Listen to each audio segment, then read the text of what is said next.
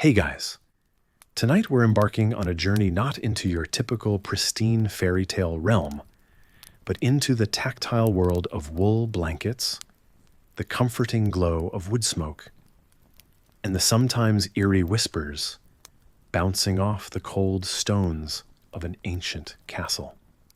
Picture yourself wrapped not in the luxury of silk, but in the rough embrace of hand-worn fabrics, listening to the night sounds within these thick, historic walls.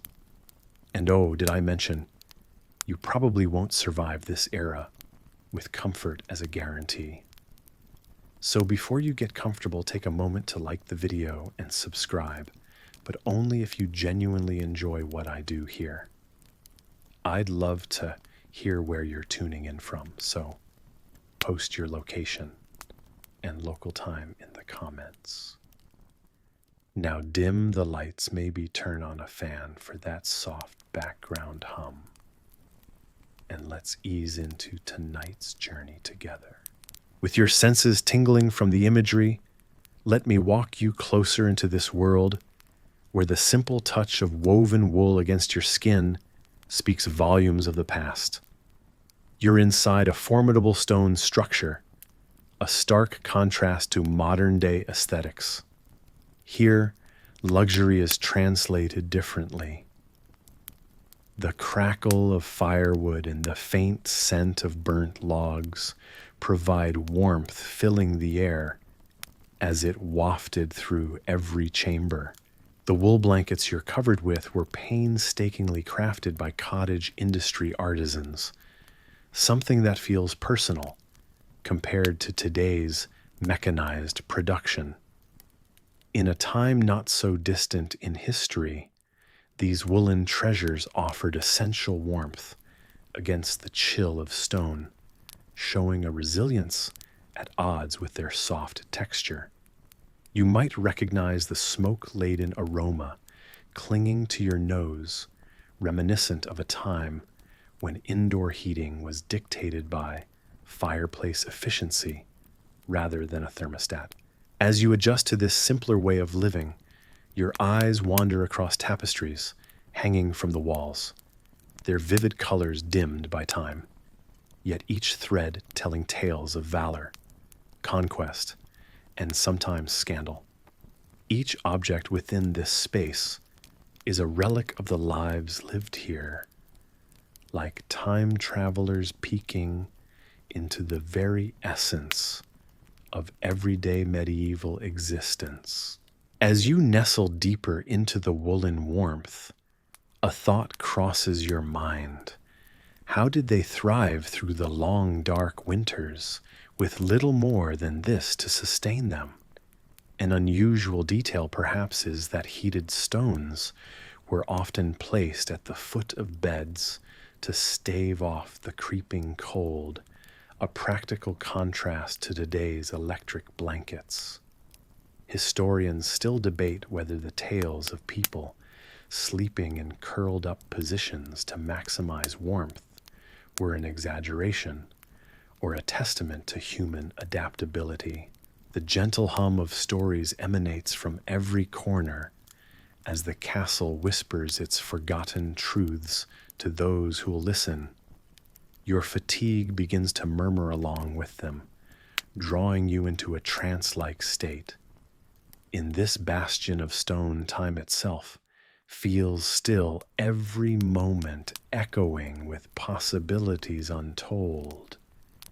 Unless you take the time to listen to truly hear the spirits of history around you.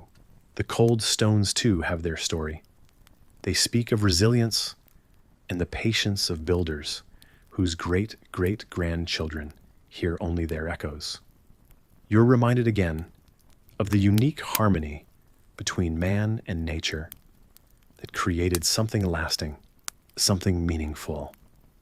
A humble yet intertwined dance between endurance and comfort in a world where the seasons ruled how people lived and the rush of modern urgency was non-existent.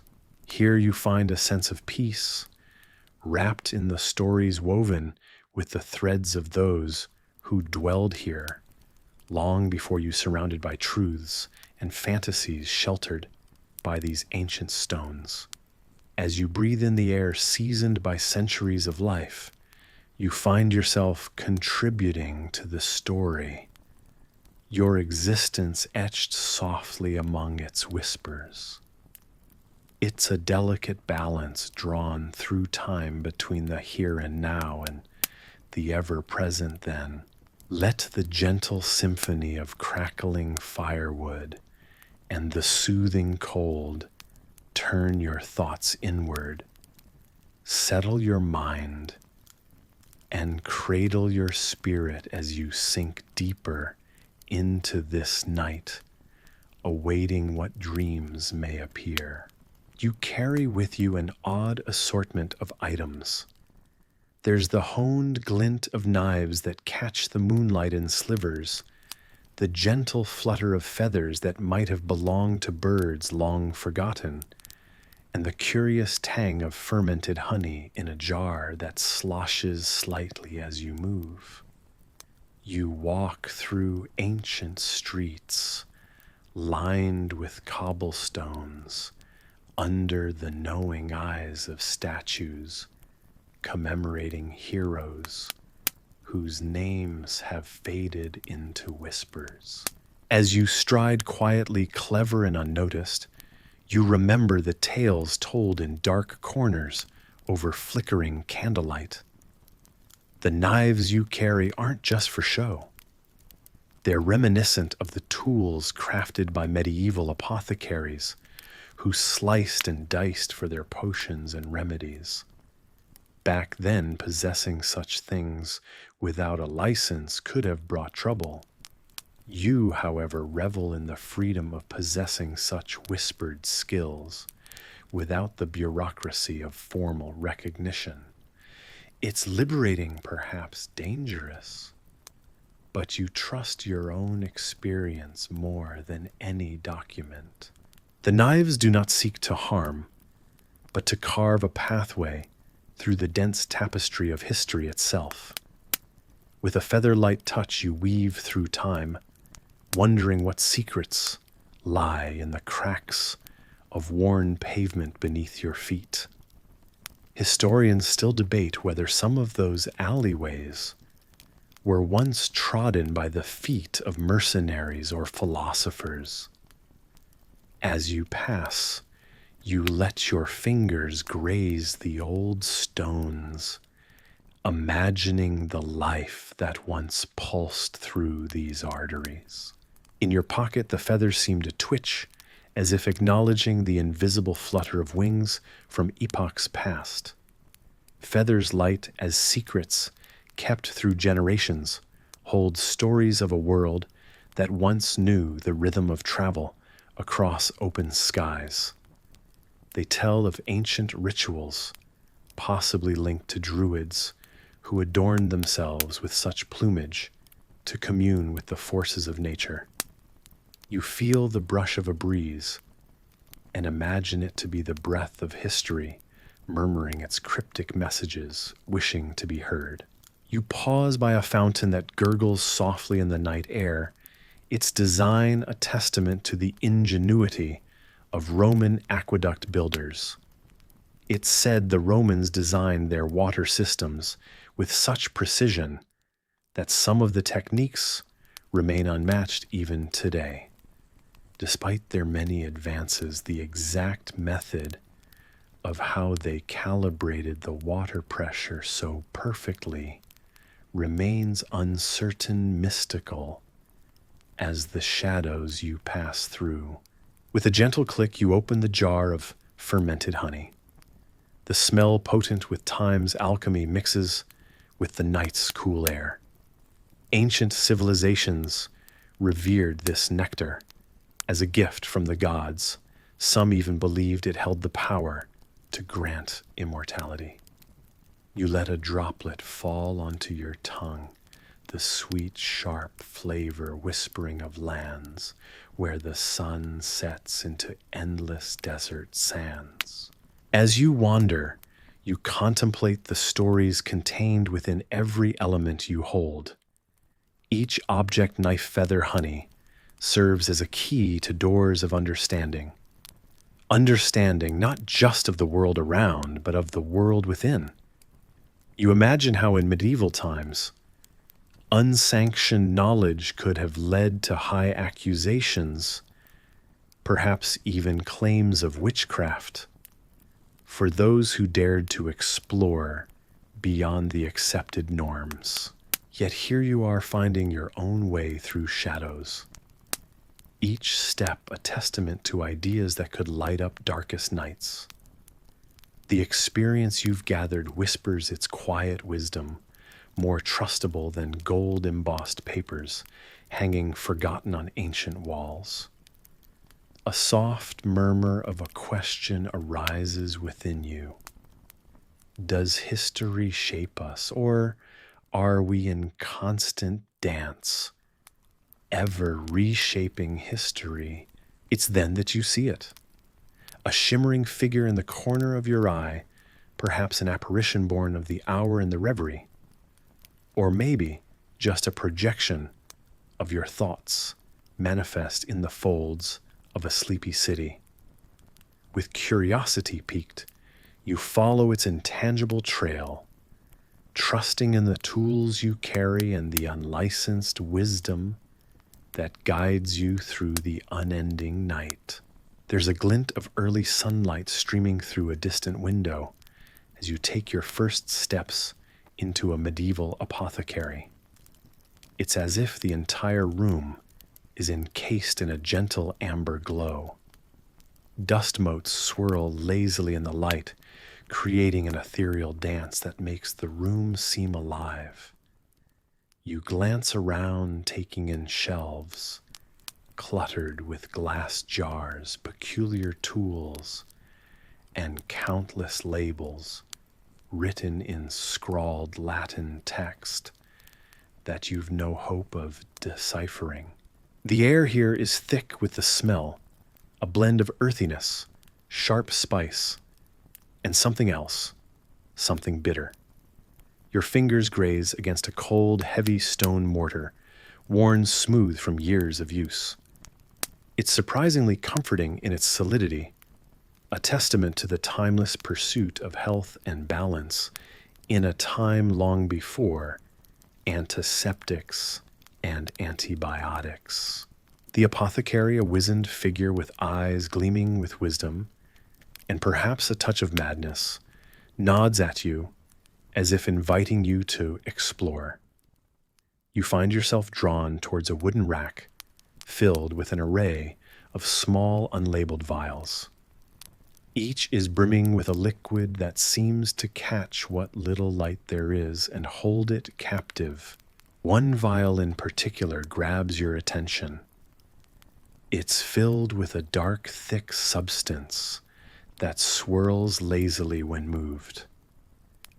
You lift it cautiously to your nose. The odor is strong bitter, with a hint of saltiness that pulls at your senses. Ah, that one the apothecary mentions almost as if it were an old cherished recipe. It's supposed to balance your humors. You might recall from what little you've heard about humorism, the ancient belief that the body is governed by 4 humors: blood, phlegm, black bile, and yellow bile. It was a theory that guided much of Western medicine for centuries, some might argue quite incorrectly. The balance of these bodily fluids was thought to be crucial for good health and a long life, though historians still debate whether this belief did more harm than good. The substance in the vial, your new guide informs you, is meant to counteract an excess of black bile believed to lead to melancholy. The idea might seem ridiculous now, but once upon a time, this indeed was cutting-edge medicine. You decide to taste it, just a drop on the tip of your finger, despite knowing you probably shouldn't.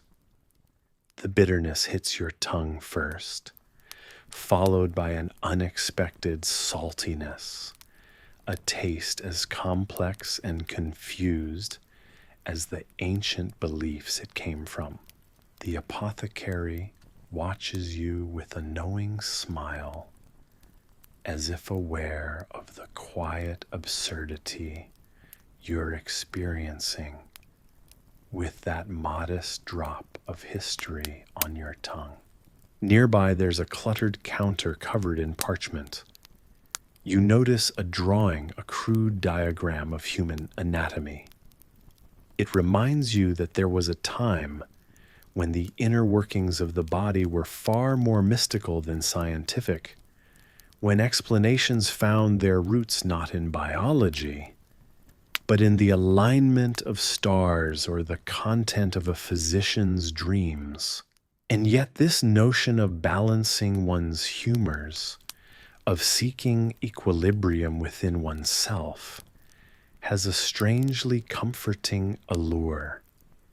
Perhaps it's the simplicity, the idea that health could be so easily influenced by drinking a potion or applying a salve. But your mind wanders back to reality. People didn't live as long during those times, and treatment sometimes did more harm than good. Just like the often questionable cures that emerged from the murky logic of humorism, the line between remedy and poison was perilously thin. Nearby, an old bookshelf catches your eye, and you can't help but walk over. It's filled with volumes of herbal lore and alchemical texts, some adorned with vivid illustrations of plants and celestial maps. It's curious how these volumes, now viewed as archaic and quaint, once held the key to life and death. You touch the worn leather-covered spine of one such book, and it bears the weight of centuries' worth of hopes pinned on such pages, people hoping that within they might find a potion to ease their cough, or a tonic to grant them strength in old age. The academic uncertainty lingers as you explore each corner of the apothecary, as mysterious as the substances and scribbles that fill it. Historians continue to unearth curiosities about ancient medical practices, wondering which were sincerely therapeutic and which were merely acts of folly. From the mysterious contents of vials like the one you'd sampled to the indecipherable codes of a forgotten medical practice, stepping into this realm is as daunting as it is fascinating, a door into a bygone era where each remedy carried whispers of the past. Yet standing here, you notice how little things have changed at their core. Our quest for balance, whether of health or mind, continues, and though our methods might differ, our goals seem eternally the same. You wander through the remnants of the apothecary's world, letting the magic and mystery of this long-lost history wrap around you like a cozy blanket, woven from the threads of ancient wisdom and human curiosity. As you drift off to the land of dreams, you find yourself in a world where the ancient elements rule the land, and the air is thick with the scent of mystery. It's a time, not quite now, not quite far away, when people believed that every ailment could be traced back to the balance of 4 mystical substances in your body blood: yellow bile, black bile, and phlegm. Imagine waking up feeling a bit off, and instead of reaching for a thermometer or some medicine, you're pondering which of these humors might be misbehaving. The ancient Greeks believed deeply in this system. It was coined by Hippocrates, the father of medicine himself. You feel a sense of calm as you remember that people once relied not on diagnostic machines, but on observing nature and balance. And while it sounds fascinating, there was always that underlying uncertainty about which humor might be the culprit. Is it too much phlegm or not enough yellow bile, you muse?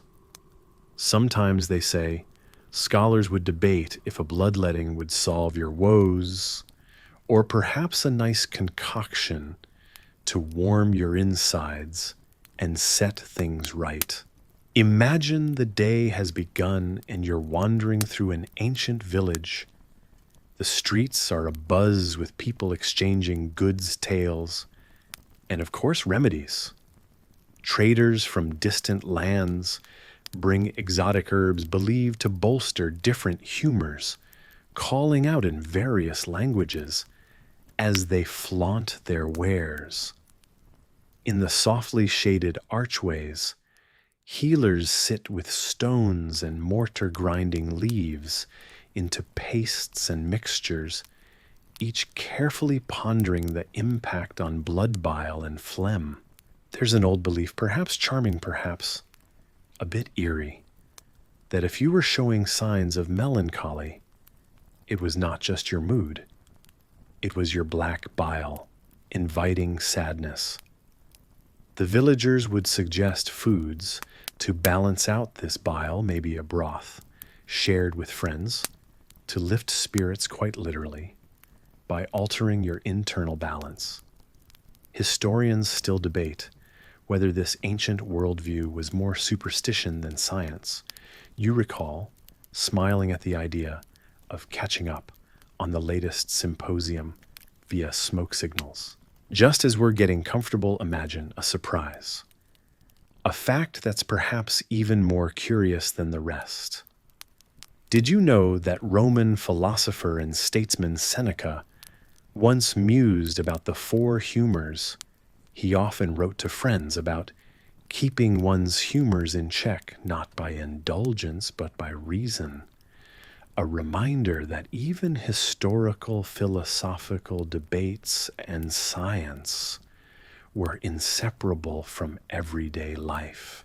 And there you are, at a crossroad in the village, where the past whispers to the present.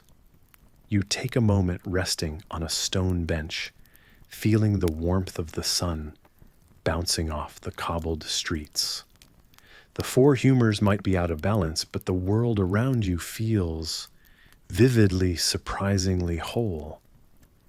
You reflect on how in this world, where the balance of humors dictates health, every small choice, a brisk walk or a hearty laugh, might tip the scales back to harmony. Amidst gentle breezes carrying faint scents of ancient spices and the soft rustling of leaves, you continue your journey through this curious time.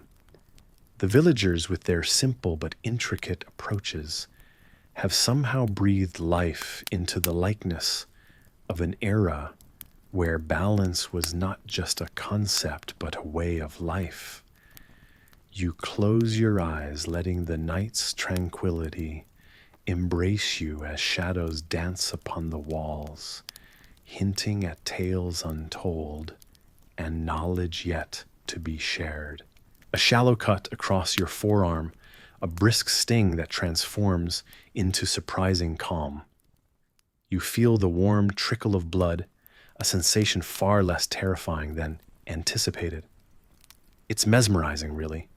Not the torrent you expected, but a gentle ebb, coaxed from its usual paths to seek release. The idea is simple yet profound, a belief older than time. It is the idea of purging, cleansing, restoring balance through the most rudimentary of means. Doctors, with their serious leather-bound tomes and elaborately embroidered robes, once placed absolute faith in these cleansing rituals. They believed fervently in the humor theory, where illness was simply an imbalance of the body's fluids. To them, Bad blood, dark and brooding, was the root of maladies. The solution was poetic in its medieval way, let it out. And curiously, you find a peculiar comfort in it, as if setting free something that was never meant to linger. Leeches appear next, undulating in their jar, slimy and ancient.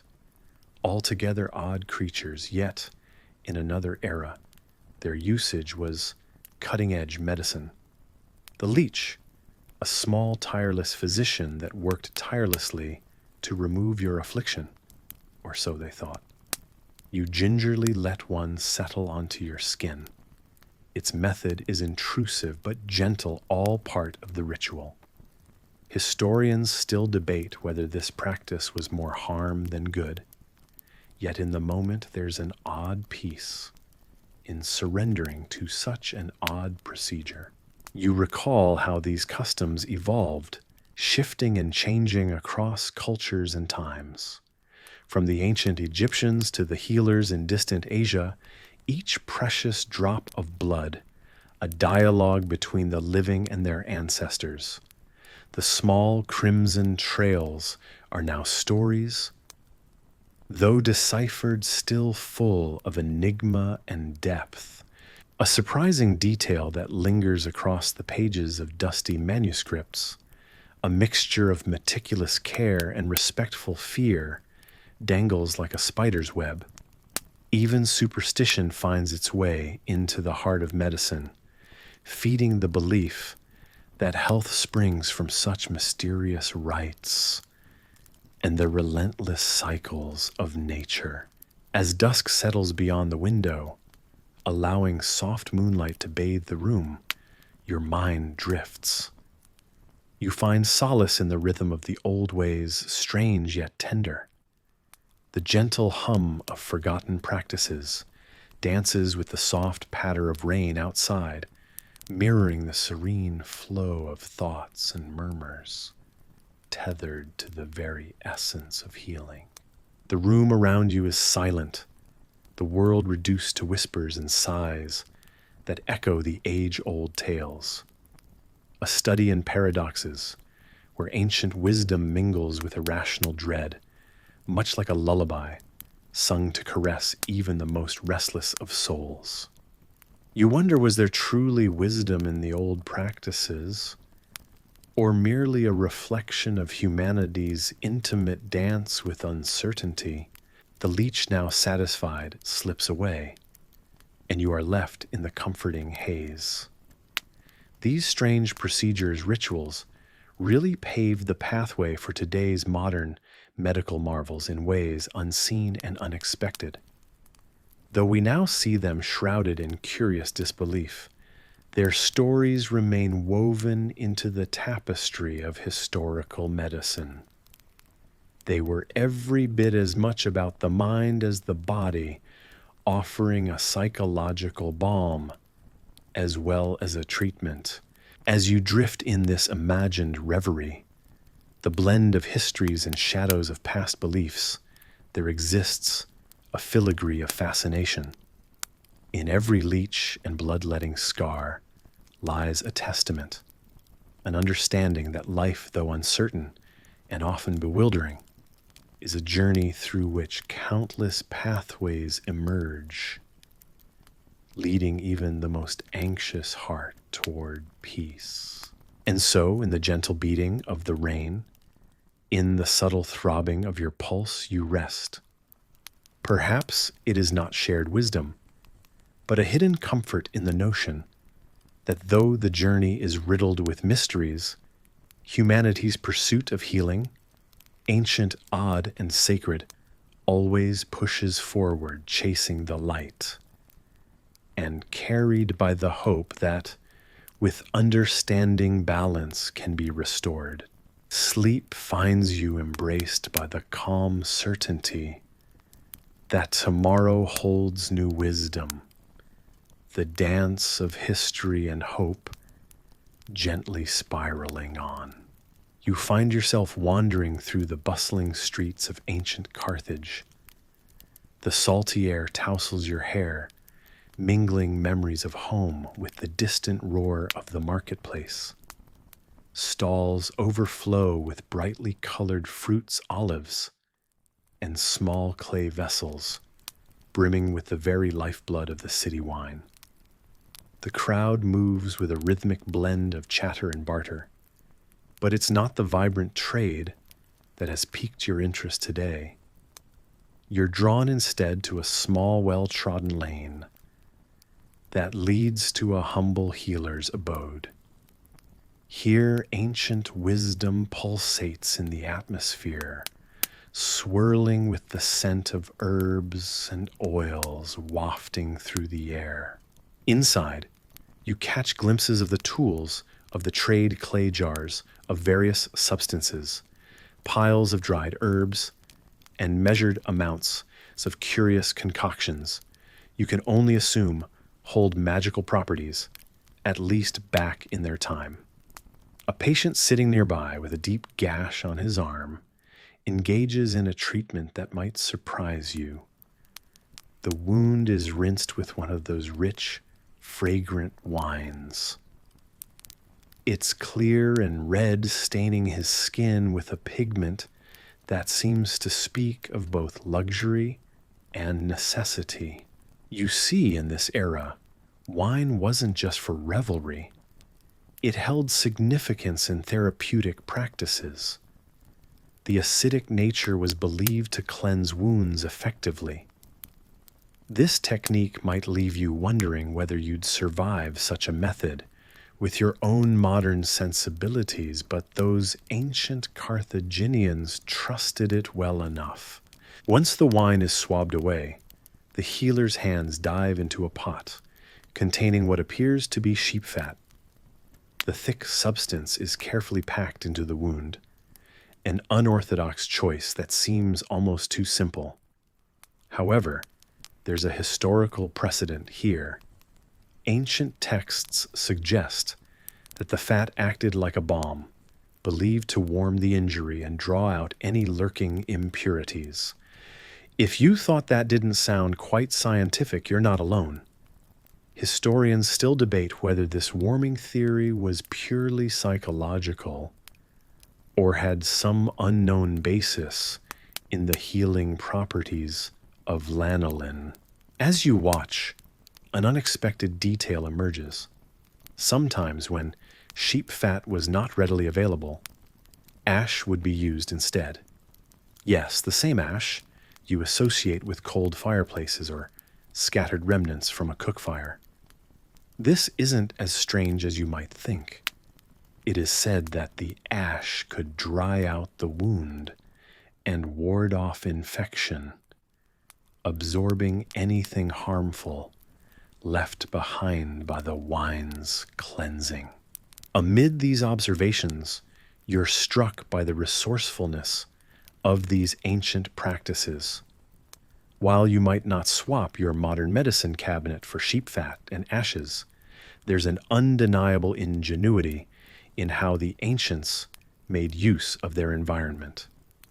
With each step through these ancient halls of arcane smells and soothing chants, you can't help but see the echoes of humanity's constant search for healing. The healer speaks softly, reassuring the patient as the strange concoction does its work. It's almost a lullaby, a soothing sound that belies the severity of the injury.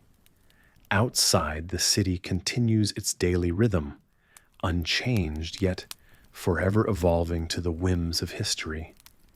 You find yourself lingering, drawn into this ancient world where every shadow and potion breathes a story, each more compelling than the last. It's a delicate dance of trust between healer and patient, reflecting shared hopes for a restored tomorrow.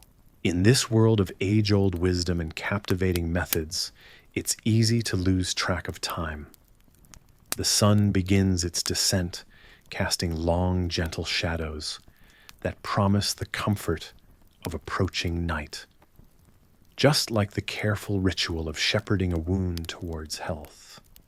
the world slowly begins the ritual of winding down towards rest, easing into a gentle lull, where ancient wonders still whisper their secrets to those willing to listen. The faint aroma of lavender drifts through the room as you find yourself standing beside the calm waters of a historical river. Its gentle flow reflects whispers of stories from ages past. The river, a silent witness to the world's tales, mirrors your thoughts tonight as we embark on a journey to uncover the curious signs from within your own body, intricately tied to the mysteries of your liver. Breathing deeply, you catch a scent that's unfamiliar, yet enticing, reminiscent of breezy lemon gardens. It nudges your curiosity towards how our own breath can echo the health of our liver. Striking a balance between humor and seriousness, it might surprise you how ancient traditions dared to categorize the liver as hot or cold, just as if you're a character in an elusive alchemical tale. The implications of such a state were as mysterious as the condition itself. It seemed alchemists touched upon these scent-based judgments long before modern science stepped in. As you stroll along, your thoughts lead you to ancient Rome, when the sweet mix of sweat and fragrant oils was commonplace. Imagine yourself in a bustling Roman bathhouse where the aromas of the day swirled through hot air. Did you know the Romans used sweat scents to gauge health issues? They might not have labeled their conditions with contemporary precision, but they certainly understood how it suggested an imbalance. Just the hint of something unusual in the air prompted serious considerations and aromatic remedies. Ambling further, you notice the trail left by a cold liver and the unusual ways ancient doctors deduced such conditions. Picture a bustling marketplace filled with strange sounds and scents, where practitioners of centuries past huddled over texts inscribed by Hippocrates himself. Back then, a hint of sweet or sourness in your breath might suggest more than just the garlic stew you had tasted earlier. In an age without modern diagnostics, the nose was an essential tool to those who sought wellness. Academic circles today still scratch their heads over how these ancient observations hold fragments of truth. Was the art of urine smelling a formative science, or merely superstition enveloped in the fragrant veils of time? As history tells it, even the color and fragrance of one's excretions were thought to reveal important health insights, an uncanny reflection of one's internal landscape. Your mind drifts back to medieval Europe, where a potpourri of herbs and sweeping perfumes battled the unsavory odors of the time. The physicians held onto a curious belief that urine should remain as golden as the sun's first rays. Anything deeper or more pungent could indicate a hot liver spurred by the urgency of fiery temperaments, or perhaps the indulgence in rich, meaty feasts. One couldn't help but snicker at the thought as modern science would smile approvingly, noting how these early methods occasionally stumbled into the territory of truth. Your journey allows you to glimpse the delicate balance as civilization transitioned into a more empirical era, where the richness of sweat or pungency of breath became clues in a medical mystery adventure. Thanks to the burgeoning kaleidoscope of technology, we now understand how these signals involve intricate biochemical conversations. What our ancestors surmised through smell and intuition today unveils pathways through enzymes and metabolic processes, a testament to the human spirit's relentless pursuit to understand itself. As you pause, savor a breath, you find solace in the stories that bind humanity with its quest for health, no matter how scented or curious the knowledge may have been. Just as the shadows of the evening fall softly upon the riverbank, your understanding of these ancient tales unfolds like a whispered secret from time itself, promising restful dreams under the starlit sky. As you find yourself enveloped in a curious community of seekers and wanderers, one particular day stands out. The air is filled with whispers of ancient practices and wisdom passed down through generations, all centering around an unusual yet intriguing belief.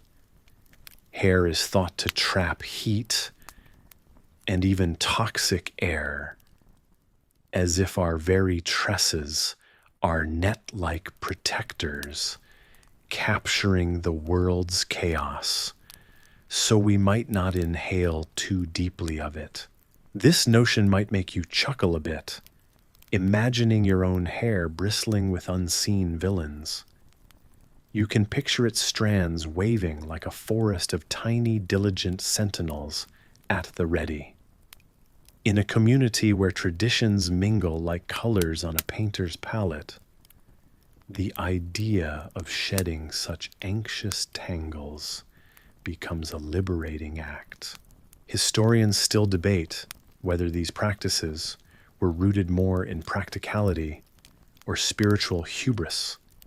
Was it a solemn ritual, or did people back then simply enjoy a cool summer breeze on a clean-shaven pate? Either way, you're drawn into the experience like a moth to the warm flicker of a candle, curious to discover what you might feel with the hair's burden lifted.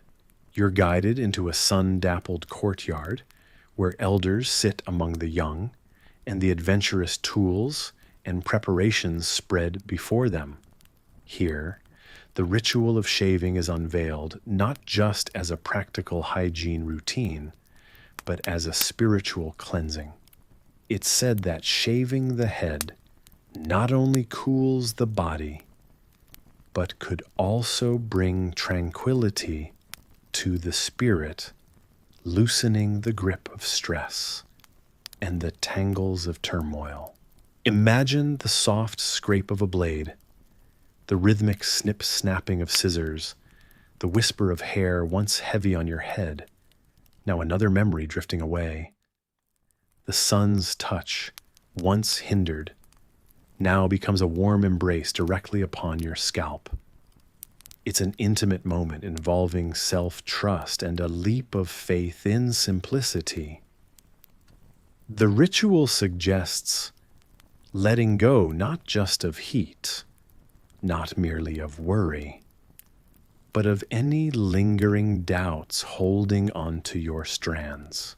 The elders speak of everything from practicality and cleanliness to the ethereal, how freeing could also mean renewal. This act of shaving, they say, provides relief akin to shedding a winter coat. And as you witness this dedication to inner peace manifest physically, you wonder, just like the elders might have intended, what hidden burdens you've been carrying. You watch one of the community elders' adept hands deftly handling the tools like an artist with a canvas. There's reverence in each gliding motion, peaceful as the tide's embrace, seemingly capable of washing away what no longer serves. She tells tales of warriors and monks who opted for smooth crowns, not only as marks of identity or duty, but as a symbol of peace and practicality. Often it sparks speculation. Did they grow accustomed to speed and efficiency?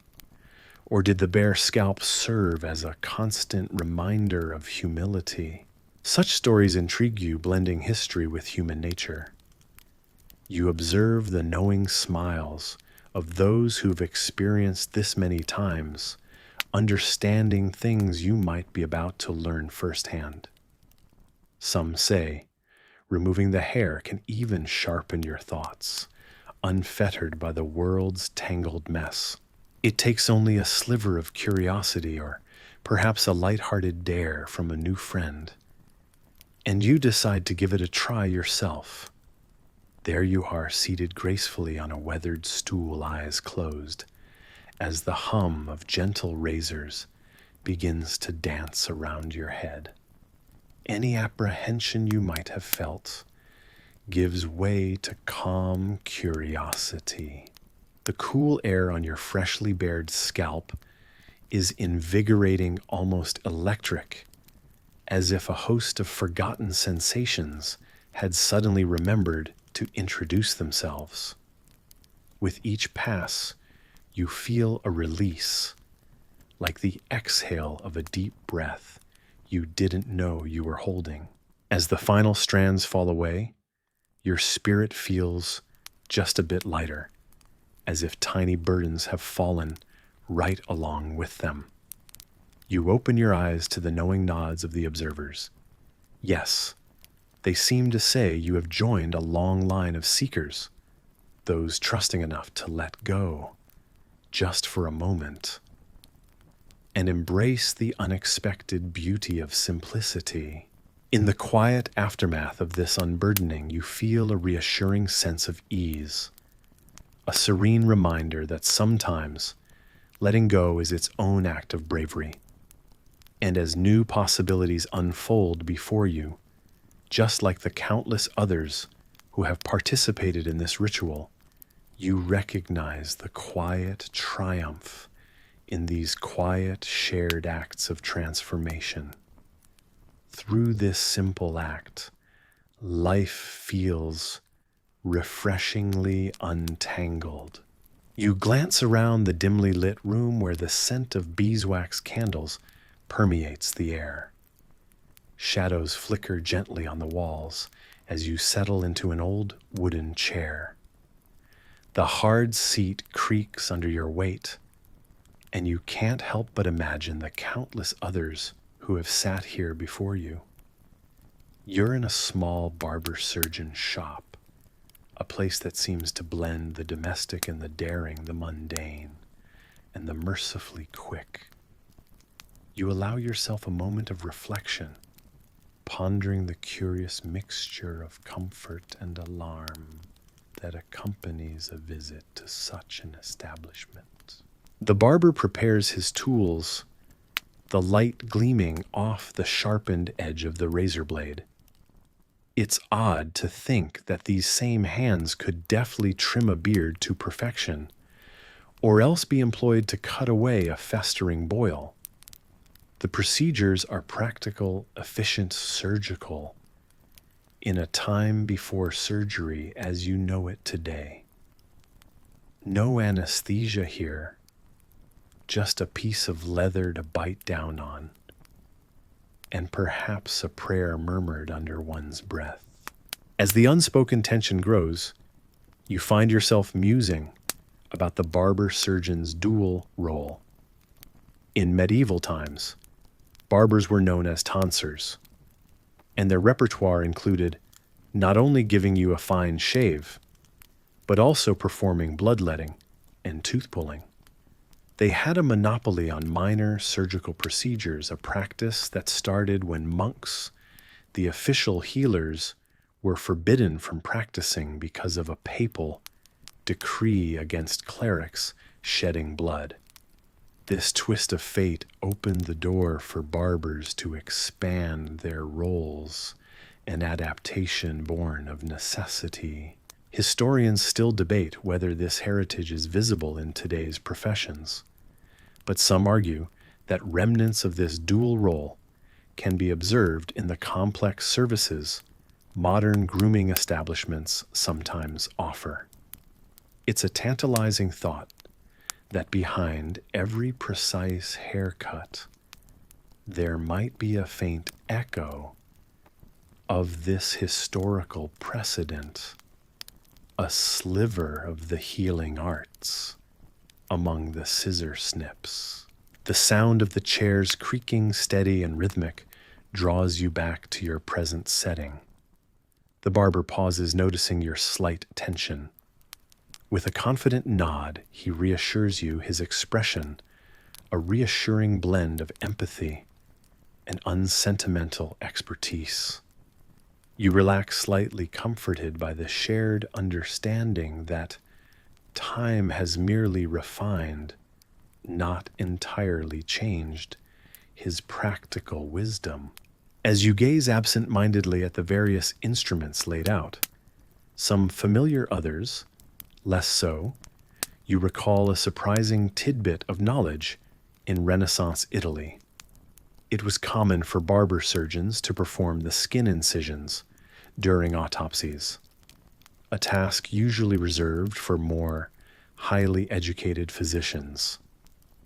This practice, unusual yet effective, speaks to the barber surgeon's trusted skill with a blade, particularly when it came to delicate or otherwise perilous procedures. The barber surgeon's fingers, nimble, precise, are reminders of the balance between the art of grooming and the urgent necessity of medical intervention. Each movement is practiced efficient. He pauses momentarily as though weighing your level of unease or the grimace he'll see in your eyes. It's then that he produces a small piece of leather, worn and smooth from countless nervous bites. It feels surprisingly comforting when you're invited to place it between your teeth. You think of all the wooden plaques and cloth banners that might have adorned another barber surgeon's abode, perhaps bearing the barber pole emblem, the twined red and white stripes that once symbolized both haircuts and the bloodletting practice. Though historians dispute the exact origin of the colors, one common tale suggests red represented blood, while white stood for the bandages used after treatments. Your mind drifts momentarily as you contemplate the barber's enduring role, the gentle blend of personal care and health service. There's a soft irony in the fact that the same hands that could cause such discomfort might in another instant bring about relief. You're offered this curious understanding of history, realizing how each movement, every tool, every learned practice was passed down through generations, echoing into modern times. The barber meets your gaze once more, nodding in silent agreement with the course of action you both know must follow. There's a trust here built on mutual recognition, one a custodian of tradition, the other a participant in its unfolding. As the procedure begins, you grip the chair's arms, sinking into the moment with a blend of trepidation and resolve. The pain, though real, is fleeting. The healing you hope is long-lasting, just as it was meant to be. Even as the comforting darkness envelops you, the soothing rustle of ancient tales begins to weave its magic around you. In a small, dimly lit village, nestled between rugged terrains and whispering woods, you embark on an unexpected journey through time. The air is filled with the scent of fresh herbs, their fragrances mingling together like an in-home apothecary of old. A soft, misty twilight plays tricks on your mind, transporting you back to a time when legends and superstitions governed life and health. Tonight, You find yourself standing beside a modest dwelling, covered with a thatched roof where the scent is strongest. A figure emerges from the shadows, an elderly woman with eyes that seem to hold the wisdom of the ages. "There you are," she says, her voice a gentle croon. "Don't be shy.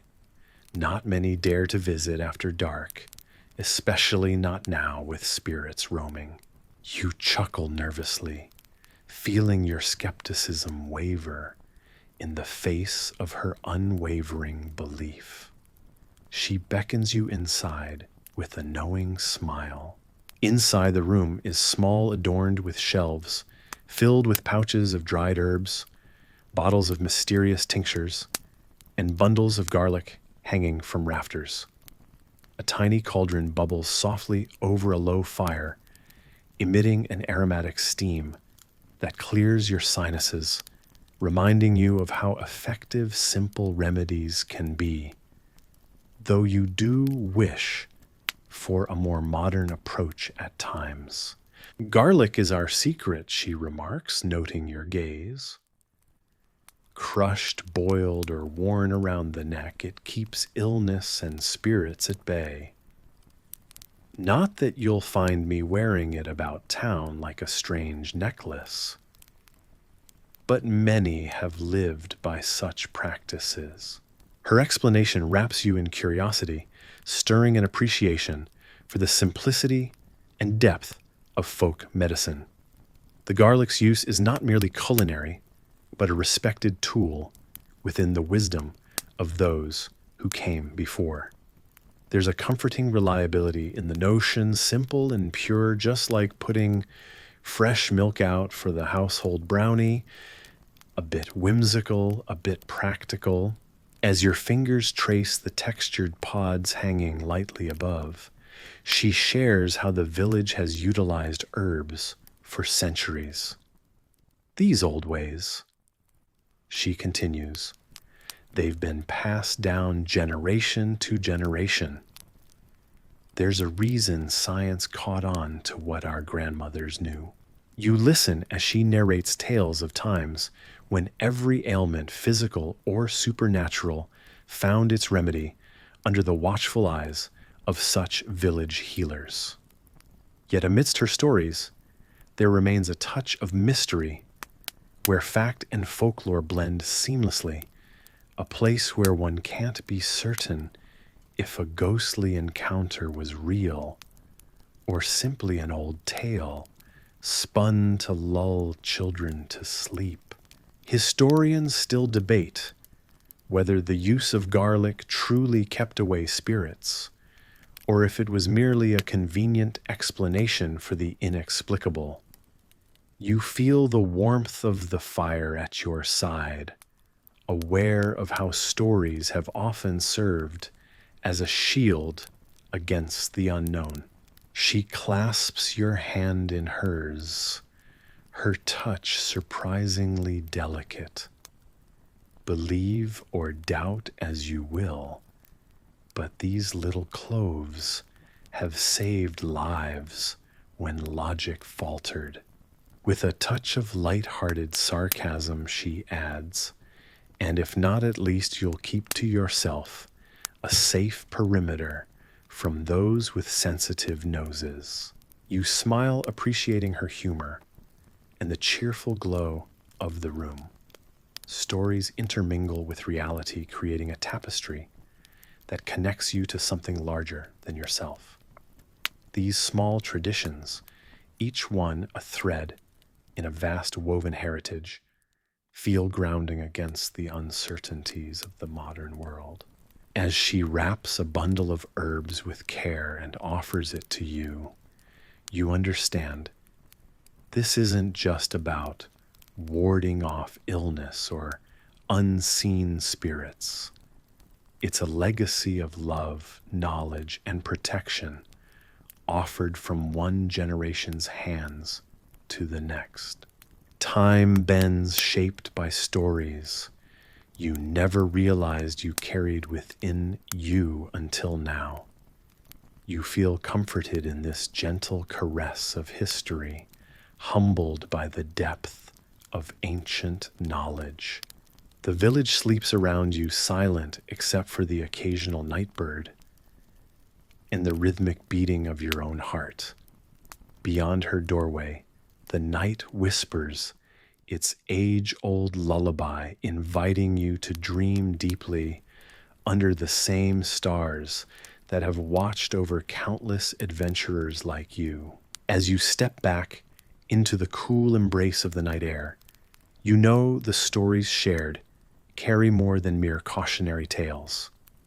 They are anchors to a past that refuses to be forgotten, inviting you to trust in what lies between logic and faith, to find peace in the acceptance of the mysteries still lingering in the shadows. Walking away from her door, you feel the delicate balance of belief and skepticism softly swaying within you. But as the village lights fade, a sense of warmth blooms in your chest, coaxed by the comforting weight of history's embrace. A story where you two are now entwined. With this realization, you drift guided home with an ease not felt in lifetimes, knowing that once again ancient whispers have gently cradled you towards sleep. The wooden door to the monastery creaks as it opens, revealing a wave of tranquility that seems to wash over you immediately. Soft candlelight flickers against ancient stone walls, casting shadows that dance like whispers from the past. The air is infused with the calming aroma of burning herbs, mingling with the distant scent of blooming flowers from the cloistered gardens. A serene monk clad in simple robes approaches you with a warm smile. His gentle demeanor and the faint hint of amusement in his eyes are comforting. As he gestures for you to follow, you feel a sense of anticipation for the unique experience that awaits. Guided through a series of arched corridors, you hear the distant chants of other monks, their prayers resonating like a harmonious meditation. These prayers, you're told, have been a daily ritual for centuries, intended to bring peace and healing to all who seek refuge here. You can't help but feel a little skeptical. How can something so ancient still hold power today? Yet there's an undeniable sense of calm in the air, an energy that suggests centuries of collected wisdom may indeed be at work. You're led into a small cozy room where an assortment of herbal teas is laid out on a low wooden table. The monk explains that these are crafted from plants nurtured in the monastery's own gardens, each blend designed to soothe the body, mind, and spirit. The teas are lined in delicate ceramic cups, the steam rising from each one like a gentle invitation to relax. As you sip one of the concoctions, a chamomile blend with a hint of lavender, you feel the warmth spread through you, easing some of the tension from your journey. It's said that throughout history, herbal remedies have been used by countless civilizations, from the Egyptians to the Chinese, each culture weaving its own tapestry of healing knowledge. Perhaps this practice is more than just folklore after all. In between sips, the monk tells you about the origins of the monastery. Founded in medieval times, this secluded haven has survived the tests of time, offering solace and sanctuary amidst the changing world outside. Amazingly, historians still debate whether this particular order of monks originated from the remote mountainous regions of Europe, or were a splinter group from a larger, well-known sect. the mystery adds an intriguing layer to the experience. After your tea, you're invited to walk through the cloistered gardens. These sacred spaces are an oasis of serenity, each plant meticulously tended, each flower free to bloom in its own time, much like the individuals who come seeking peace within these walls. It's in these gardens that the monks cultivate the grapes for their sacred wine, a time-honored tradition passed down through generations.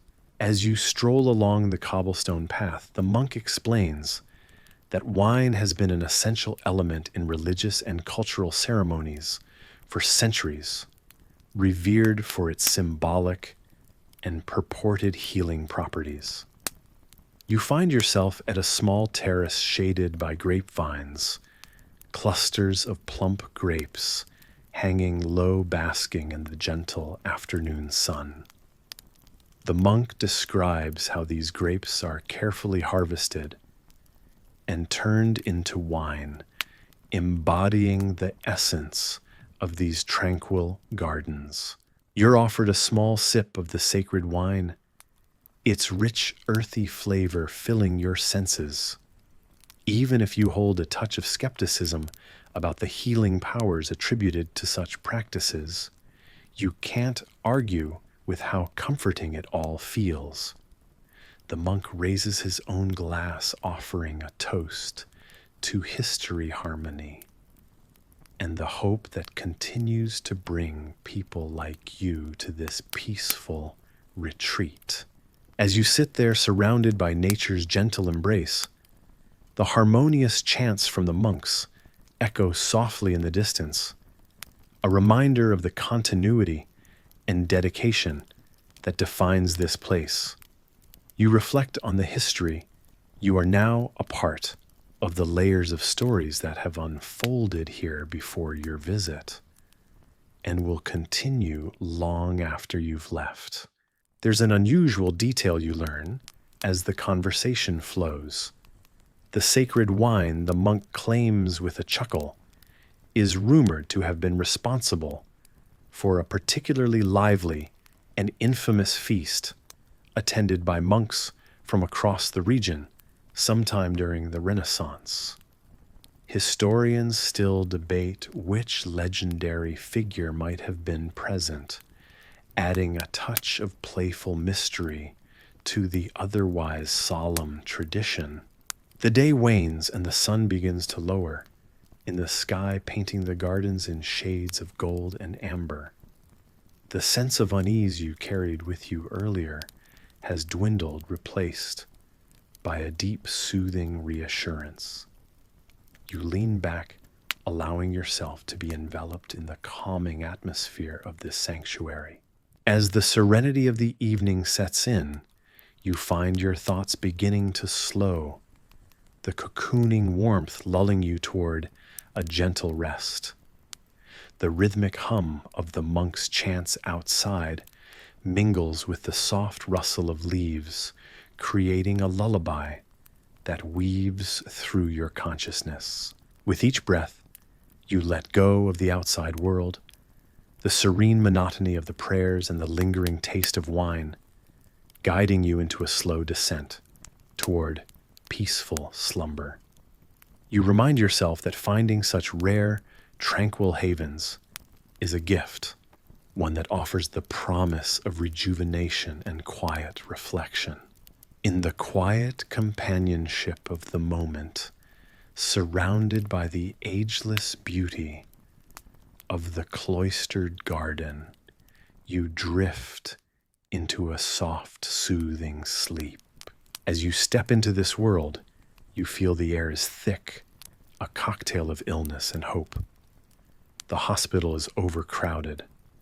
The sounds of coughs blend into a chorus of daily strife.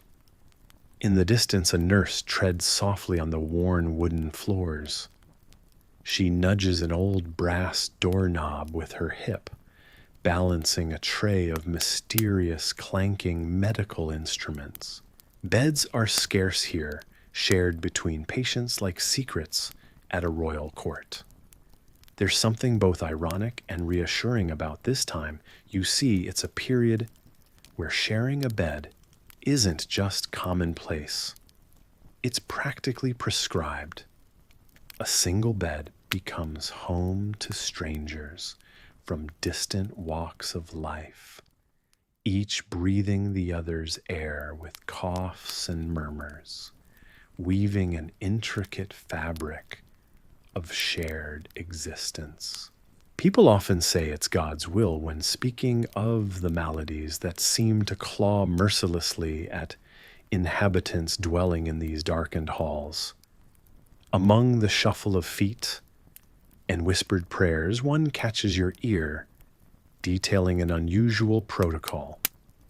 The hospital employed a peculiar method to ward off infection, involving placing sliced onions under the beds in an effort to absorb sickness, a tradition some hold to even today.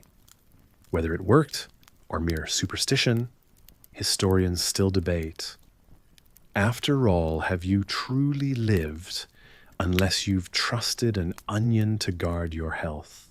You observe how a doctor, face etched with exhaustion, leans over a patient. He speaks in a language of touch and stern glances. A faint aura of authority lingers around him, the power to heal tangled with the limitations of knowledge. It's a period where each day carries the weight of unknowns, where scientific understandings are as fragile as the patients themselves.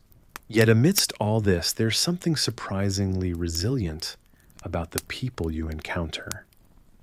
They thrive on belief, a belief that occasionally defies reason, but holds their lives together like a patchwork quilt against the chill of the unknown. Here, resilience isn't just about physical endurance, but an intricately woven trust in something greater, a mysterious duet of science and faith orchestrating the flow of life. Your presence in this hospital is nearly ghost-like, stepping between timelines, peering into lives that echo through time. The poor scrubbed floors lead you to a corner where a patient discusses their symptoms, each description a mark in the diary of human persistence. The physician nods, tracing invisible lines between symptoms, tradition, and ancient remedies. Philosophical reflections are as common as medical discussions. Here, a reminder that the trenches of history aren't always lined with facts alone. You overhear whispered theories like the curious notion that the moon's phases might influence healing and madness, another topic historians play tug of war over, unable to pin down the truth amidst superstition and celestial wonder. Inhaling deeply, you find yourself enveloped in an optimism that's as infectious as the ailments plaguing the ward. Optimism and a kind of whispered serenity permeate the tiled corridors, even as daily life in the hospital is a lesson in balancing urgency with the profound stillness of waiting. Wandering these worn paths, witnessing the struggles etched on faces, you realize there's a rhythm in the hospital's chaos, a testament to human adaptability. It's the rhythm of life continuing regardless of the overcrowding, the shared beds, the fear of infections sweeping through this hallowed house of healing. People's stories breathe life into these walls, serving as a humbling reminder that in every age, with every new ailment or miracle cure, humans have continued onward, buoyed by little more than hope and resilience. Whisper soft footsteps continue as you pass rows of makeshift beds, each patient cradled between faith and science, where each breath is a silent prayer. The hospital is a landscape of historical paradoxes, where infection spreads like wildfire, yet sympathy acts as a balm, binding people together in a shared human experience. Even in the absence of certainty, you perceive the persistence of human spirit, flickering like a candle in the shadowed corridors. As you continue, the night deepens outside and the hospital dims, cradling the stories shared within its walls like a quiet lullaby sung into the echoing silence. You relax into the thought that time moves on. History carries forward, and the hospital, with all its imperfections and hope, remains a testament to humanity's relentless journey in the pursuit of healing. As you wander through the lush and verdant hills of the ancient village, a gentle breeze carries the soft tinkling of bells from the nearby woods. You pause, listening intently, your mind weaving together the tales you've heard in hushed whispers at firesides. Here in this time and place, to wear such a bell is to be marked by fate and misfortune, a gentle symbol of warning to those who dare come too close. The afflicted among the villagers have been shunned to the forest edges, as the society inside the sturdy wooden walls grapples with fear and superstition. Isolation is deemed the only safeguard against the mysterious ailments that mark its victims with unseeable scars. Outside the comfort and warmth of village homes, these exiled souls live in fragile hope, seeking divine mercy in their plight. As you trace the path into the woods, the world grows quieter, except for the soft, unpredictable rustling of leaves dancing to an unseen tune. The bells ring out intermittently, telling a story of survival and precious humanity. Strangely, it is not sadness you feel, but rather a gentle reverence for the resilience etched into the hearts of those who wear them. These bells, after all, were once tools of worship, lovingly crafted by villagers who believed in the ethereal power of sound. Historians marvel at how ancient societies often depicted diseases in mythical terms, shrouded in both fear and reverence. Some even argue that the practice of wearing bells might have been traced back to early religious rituals, though not all scholars agree. Yet in this village, the line between faith and fear is a delicate thread shaping lives and wary hearts. As night descends, stars hang in the tapestry above, twinkling like distant bells in the vast and echoing sky. Your footsteps carry you deeper into the woods, where a small encampment lies, nestled amongst the trees. Here the afflicted build their haven, a place starkly different, yet intimately tied to the village from which they came. The soft glow of firelight flickers against the faces of those gathered, each one marked by stories, as varied and vibrant as the colors of the night. From the shadows, the sound of chanting echoes, a prayer for mercy, a wish for an end to the suffering that binds them. It is a melody of hope floating through the crisp night air, anchoring spirits that refuse to break. Surprisingly, you find laughter echoing softly too. The human spirit, it seems, remains unquenchable, even in the darkest of circumstances. Here, stories are swapped and meals shared.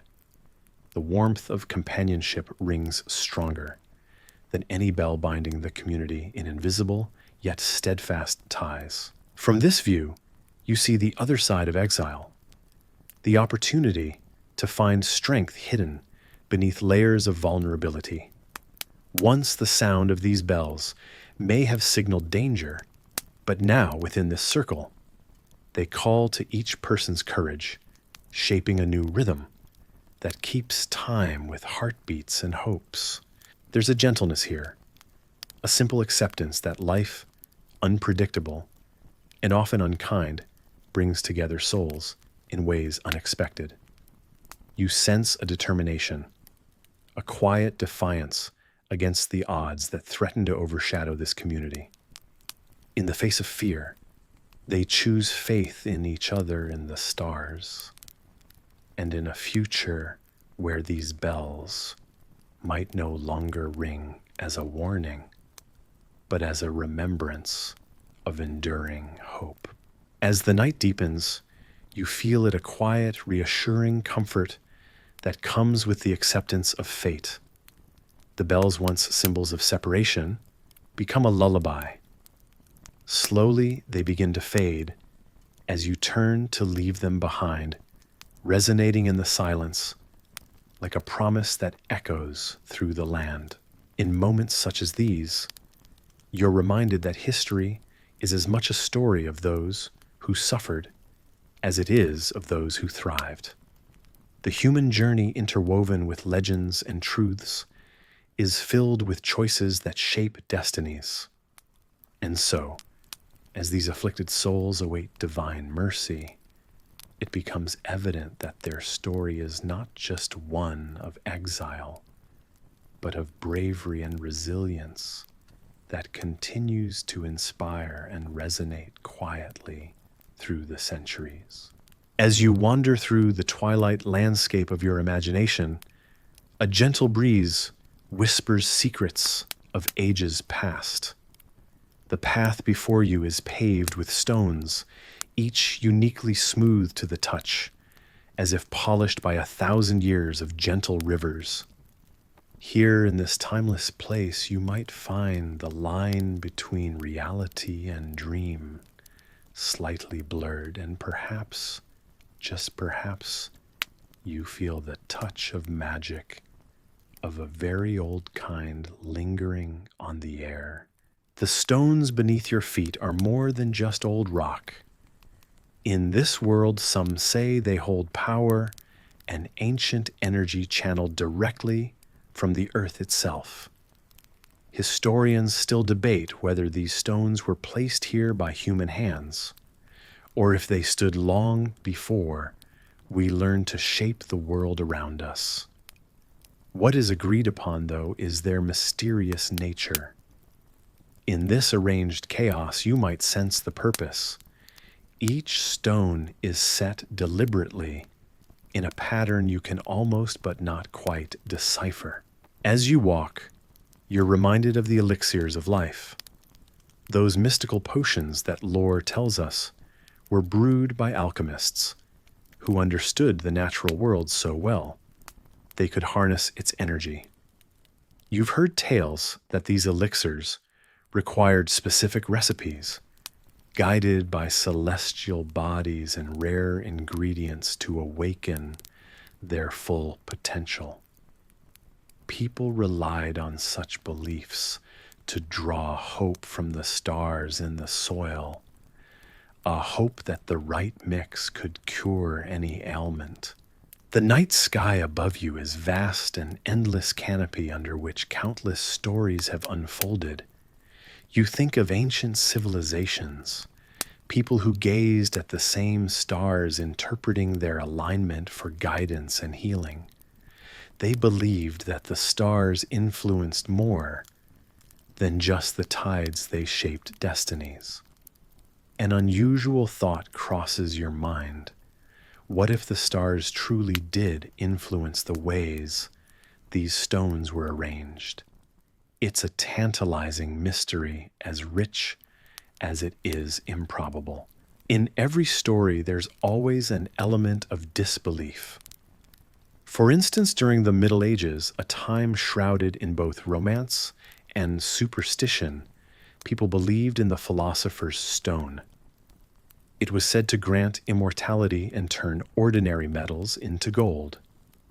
While none ever succeeded in creating it, despite many trying endlessly, The pursuit itself was an exploration of the unknown, pushing the boundaries of their world. And even today, historians debate whether some of those alchemists might have known secrets we'll never uncover. As you ponder these long-lost recipes and rituals, another thought comes. What's often overlooked is how these gatherings of stones, in precise configurations, might have been more than just utilitarian, more than just folklore. Could they have amplified energies that were real, beyond our current understanding? Maybe it's the gentle rhythm of night, lulling you deeper into this mindscape, or the caress of the cool air. Whatever it is, it invites wonder and maybe a little belief. You stop for a moment, kneeling to touch the cool surface of a particularly radiant stone. Its smoothness is comforting, like holding a piece of history polished by the stories of those who came before you. Such stones were believed by the Navajo people to carry the power of healing, channeling the earth's energy itself. It wasn't just the Navajo who held this belief. Crystals and stones have been used in rituals across various cultures, from the Aztecs to the ancient Chinese. A subtle academic uncertainty lingers. What if these stones do contain energies we simply cannot measure with modern science? After all, there was a time when lightning was seen as the breath of gods, until we learned to harness its power in lightning rods and electricity. With a soft sigh, you rise to your feet. The journey doesn't seem so solitary here. You feel connected, as if the ground beneath you acknowledges your presence. Continuing along the path, each step brings more clarity, more questions, and a strange sense of accompaniment by unseen travelers of the past. Such is the nature of discovery, whether it's the pursuit of alchemy or the more modern chase of quantum physics, where particles seem to dance in ways we can't fully comprehend. It's as if a fabric underlies reality, woven with threads that align in patterns just beyond human sight. As you ponder these thoughts, the gentle susurrus of leaves whispers a melodic lullaby, leading you further into this thoughtfully crafted world. A world where stones might just be more than they seem, holding secrets that talk back in dreams when the world is quiet and the night filled with echoes from beyond. This world invites you to keep walking, keep wondering, and maybe believe a little in the impossible. Keep feeling that rhythm between the waking life and dreams, where the stones beneath your feet might have tales yet to tell.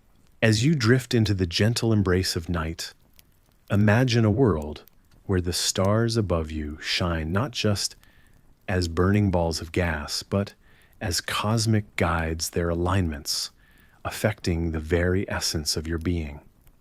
In this universe, you're an ancient stargazer, perched on a grassy hill under the vast tapestry of night. The velvet sky is dotted with constellations, whispering secrets of health and harmony. It's said that these celestial bodies have the power to influence not only your fortunes, but also the well-being of the organs nestled within you. Tonight, as you consult the skies, there's a sense of anticipation. You search for familiar patterns, tracing the cycles of endless cosmic waltzes. Historians still debate whether ancient astronomers truly believed in this celestial influence. Yet you lean back and gaze upward, wondering which alignment might hint at a crisis within you, just as the wise men of old might have pondered their destinies written in starlight. The knowledge of these stellar connections has been handed down a mix of science and mystical tradition. You recount how the Babylonians and Egyptians, masters of early astronomy, spent countless nights recording stellar movements. They believed the stars were deities, or spirits capable of shaping human fates. Isn't it curious how they correlated celestial events with mundane affairs like organ health? It's one of those delightful oddities of human history that persist. You track the bright path of Venus, the morning star across the night sky. Ancient Greeks associated it with Aphrodite, the goddess of love. Her presence gracing the night or early morning could mean an emotional turmoil brewing within, perhaps tied to the heart or mind. There's a certain poetic beauty, you think, to this connection between love's symbol and the heart's well-being. Your gaze shifts to the silvery glow of the moon Earth's loyal companion. Luna, as some know her, might signify changes in bodily fluids, as fluid as her phases, waxing and waning. This belief has inspired generations, though historians question if its popularity was partly driven by Luna's effective marketing as the original nightlight. You chuckle softly, appreciating the blend of myth and mundane. Saturn's slow strut across the celestial sphere reminds you of ancient Roman deities. Known to bring forth challenges in teaching patience, it may signal issues with bones or muscles, places of strength and stability. You reflect on a time when travelers and healers watch Saturn closely, perhaps deciding to rest weary bones.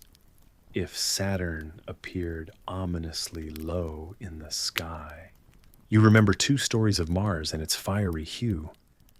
Presumed to govern fervor and anger, could its red glow portend inflammations or fevers, you muse?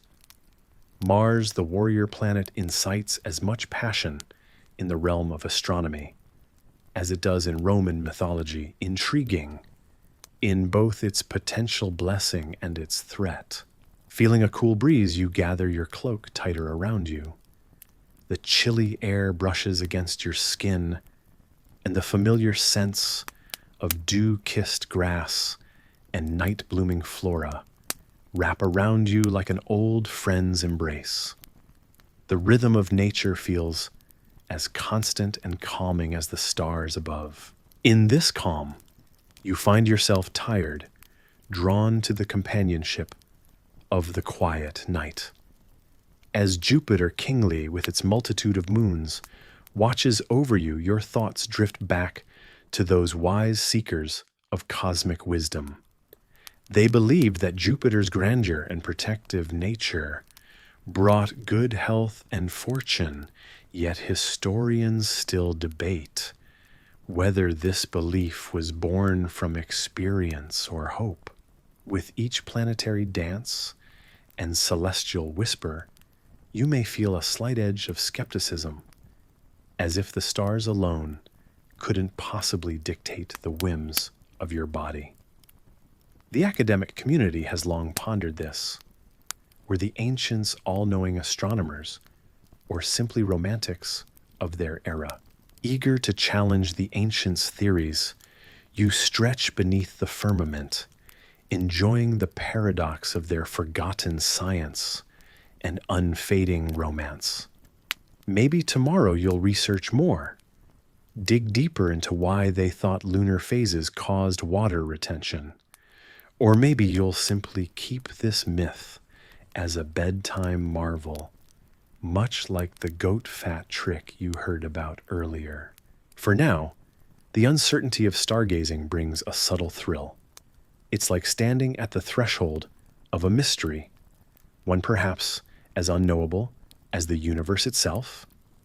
As the stars continue their nightly vigil, You settle into the quiet content to let the wonder of celestial lore cradle you into sleep. Gradually, the world seems to soften. The wind gentles into a whisper, rustling leaves like the soft turning of pages in an ancient tome. The stars twinkle faintly distant guides that for tonight leave you in peace. Amidst their sparkling company, you find tranquility in the ancient dance above. The teeming questions and historic ponderings recede, leaving only a soothing stillness that tugs at your eyelids. The stories once circling your mind spiral down to quietude as you sink deeper into your pillow embraced by gentle shadows. The rhythmic beating of your heart, steady and calm, assures you that whether influenced by stars or merely by earthly life, the body knows its own wisdom. Every inhale, every exhale flows effortlessly, aligning you with the natural world's own quiet rhythm. You find comfort in the thought that for millennia, humans have gazed skyward, connected by shared stories and star-lit dreams. Just like them, you close your eyes to the ancient lullaby, a song sung by infinity itself. Above the stars, shift imperceptibly a celestial acknowledgement of your pause, your rest. As you float along the edge of a slumbering sea, the soft voices of history and myth become one with your dreams, a gentle melody soothing you into a peaceful night. And so nestled in a cocoon of dusk, your breath synchronizes with the timeless song of the universe, cradling your spirit from wakefulness to sleep. Imagine you are standing in a dimly lit room surrounded by shelves, brimming with dusty tomes and peculiar artifacts. The air, heavy with the scent of lavender and rosemary, transports you back in time to a place where beliefs and traditions were as complex as they were mysterious.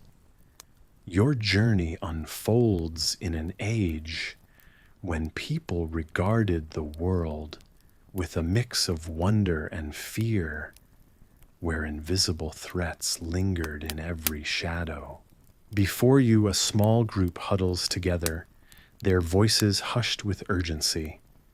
They've come to prepare for an all too familiar danger, one that sends shivers down the spines of the bravest souls. The dreaded plague has been sweeping through towns and villages, an invisible menace that strikes without warning. But these individuals have a plan, a bizarre, oddly calming ritual to shield themselves from the unseen. In this era, the belief in miasma is rampant. Miasma, or foul air, is blamed for illness, an intangible threat that creeps through the streets like a prowling cat. It's a concept that might seem odd to you now, but back then, it made a peculiar sort of sense. You watch as they gather aromatic herbs and vibrant flowers, stuffing them meticulously into small, carefully sewn pouches. Each herb has a role in this delicate tapestry of protection.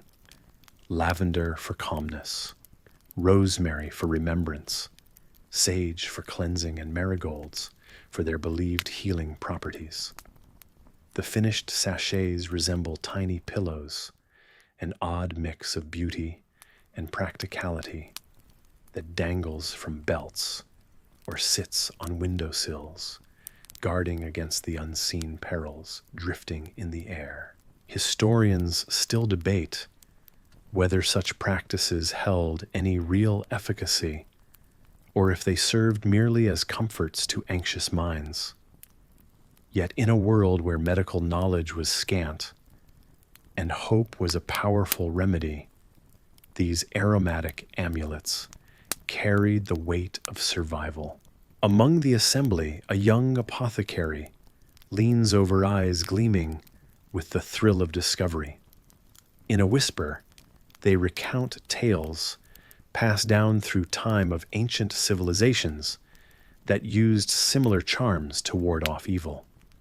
Perhaps they suggest with a touch of humor, even Caesar himself might have worn such a token, though the history books remain silent on his preferred accessories. The conversation meanders like a gentle stream, touching upon both yesterday's anecdotes and today's realities. The atmosphere is one of fellowship, a shared understanding that in these uncertain times, the smallest act of faith can weave bonds as strong as steel. As the evening deepens, so too does the feeling of camaraderie. The chatter and laughter echo off the walls, a gentle defiance against the silence of the night. You're reminded of how in times of crisis, humans find solace in togetherness, in rituals that connect the past to the present.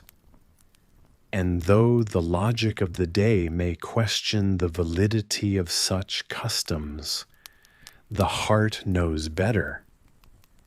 These are acts of survival, cloaked in ritualistic charm. In a moment of quiet reflection, you realize this isn't merely a tale of superstition, but of human resilience. Even now, centuries later, the quest for safety from the unseen remains. Just like the fragrant bundles of the past, we craft our own shields, whether they be scientific advancements or cherished traditions passed from generation to generation. Thus, as you find yourself enveloped in this ancient world, the subtle fragrance of herbs all around you, your heart beats in sync with the rhythms of those who once walked these paths. Night deepens, cradling you in its embrace. The story continues to unravel, much like the life that breathes within these hallowed halls of memory. As you wander through the dimly lit cobblestone streets, the evening air carries a heavy mix of aromas, both familiar and unsettling. Your eyes drift past the flickering oil lamps to the small bouquets clutched by some of the pedestrians hurrying along beside you. Each bouquet, a handful of delicate flowers, serves as an unexpected ally against a foe. You can't see the stifling, tainted air that haunts the city. You might chuckle to yourself at the desperate beauty of it all, fragrant flowers as a shield against the reality that sooner or later you'll breathe in something more ominous than sweet lavender or wild roses. The age of sweet-smelling defenses is upon you, a time when beauty meets desperation, and you are at the heart of it. Imagine, if you will, the opulence of 17th century London, a city bustling with life and industry, but plagued by a great pestilence that modern minds struggle to comprehend. Historians still debate whether the practice of carrying these small bouquets, known poetically as nosegays, truly had any merit against the invisible threat of disease. Yet here you are, trusting the delicate defenses of petals and leaves, just as those before you did, navigating a world tinged with both hope and fear. It seems that everywhere you look, people grasp these floral companions as if they were talismans of protection. In an ironic twist of fate, the pursuit of beauty had coupled with the desperate need to guard oneself against the foul air carrying secrets and sickness. You find yourself gravitating toward a small shop where a friendly vendor carefully arranges a vibrant selection just inside. The shopkeeper, with a twinkle of light sarcasm in her eye, explains the origins of some of these floral remedies. She tells you that some say the posies were effective, that the herbs and blooms had a magical ability to ward off the miasma, the infamous deadly air. But she says, leaning in, some historians shrug at the idea, not quite sure if it was the petals or just pure willpower that saved the lucky ones. You choose a modest bundle for yourself, a colorful clash of herbs and flowers gathered with care. The sweetness of the blooms seems to entwine with the evening breeze, giving this quaint store a nearly enchanting aura that makes you want to linger forever. As you step back outside, the chaos of the streets seems somewhat muted. With your nose buried in a fragrant sanctuary, you resume your path home. The flowers never fail to paint a soft contrast to the harsh reality of city life, whispering promises of calm and comfort, while shadows of uncertainty loom just beyond their reach. There's something profound yet hilarious in this reliance on flowers, this belief that nature with its innocent beauty holds the key to survival in a world on the verge of desperation. As you pass through the narrow alleyways, you're amused by the thought of how simple flowers could ever hope to stand against the grim forces of illness and pollution. Just like the goat fat trick you heard about earlier, this too seems a strangely charming attempt at self-defense. The night wraps itself around you as your journey continues, the air growing thicker and cooler, the city slowly sinking into slumber. You clutch your bouquet tighter, its vibrant hues now softly muted in the evening's embrace. And though the air remains an invisible opponent, the gentle caress of petals against your skin offers a fragile, fleeting shield, a testament to humanity's everlasting hope amidst its most trying challenges. And so, as you reach your doorstep, the comforting scent of home greets you at last, merging seamlessly with the fragrance of your floral guardian. Inside, a small fire flickers, inviting you into its warm glow, while outside the world fades into the quiet lull of night. Tomorrow awaits with the potential for both beauty and despair intertwined as always, just like the harmonious chaos of your beloved city streets. As you finally rest your weary head, the nosegay rests beside you, a soft promise of protection as you drift into dreams. Like a gentle whisper through the ages, you find yourself transported to a distant land where the soft rustle of leaves marks the rhythm of time, and the gentle breeze carries secrets of ancient wisdom. You wander into an ethereal grove, a hidden sanctuary known to possess mystical properties. Here it is said the very water that flows is imbued with powers to cool the blood, cleanse the spirit, and offer respite to weary skin. In this tranquil oasis, you encounter the visage of Avicenna, the legendary Persian polymath whose expertise in healing would influence generations to come. His name might ring a bell, as he was a pivotal figure in the Islamic Golden Age, often revered as the father of early modern medicine. With a keen yet soothing presence, he once explored the properties of natural springs, believing that certain waters contained the ability to heal ailments otherwise deemed incurable. As you navigate through this serene landscape, you stumble upon the clear, sparkling waters that echo this ancient belief. The idea was not just a poetic notion. Historians still debate whether Avicenna's observations were grounded purely in scientific exploration or complemented by spiritual insights of his time.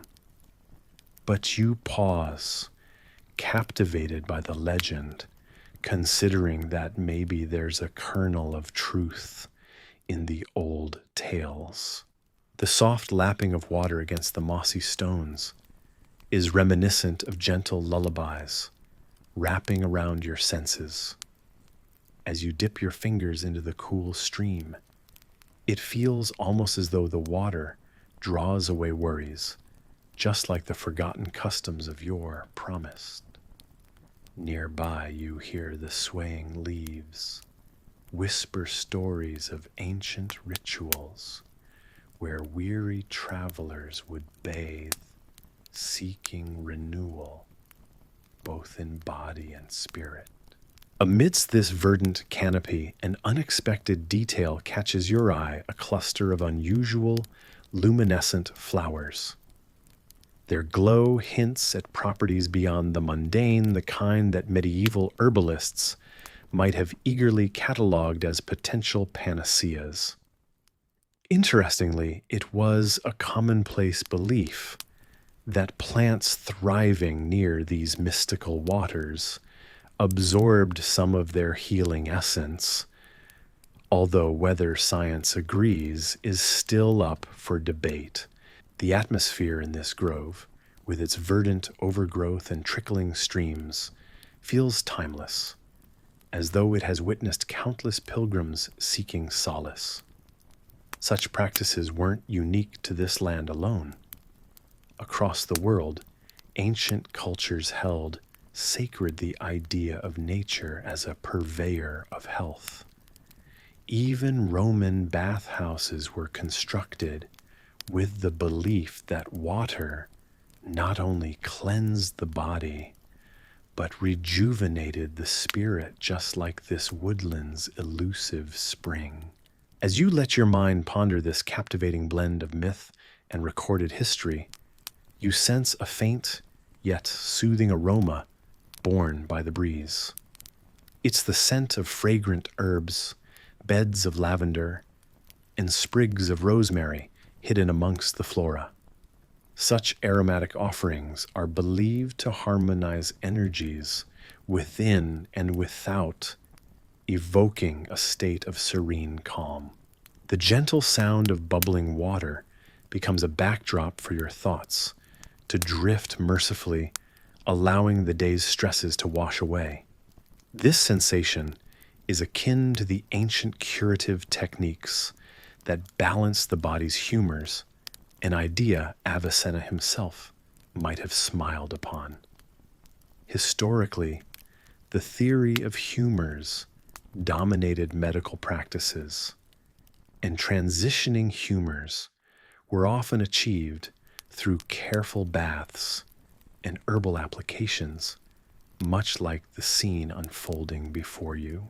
Somewhere in the lushness, there's a forgotten manuscript, a memory of things once known, but left behind with the passage of time.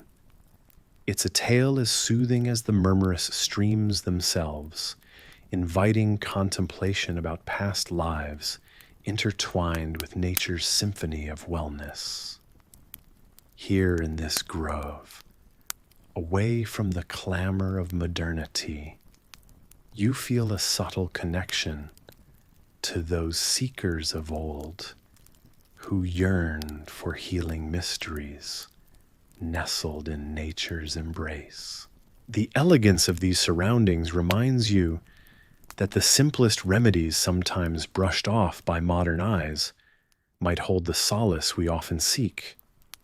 And in this shared stillness under a canopy, dancing with light and shadow, the promise of peace melds seamlessly with the rhythmic dance of water. The timeless refrain it carries is gentle yet profound a balm for the soul, much like the revered sages of antiquity once whispered in the ears of kings.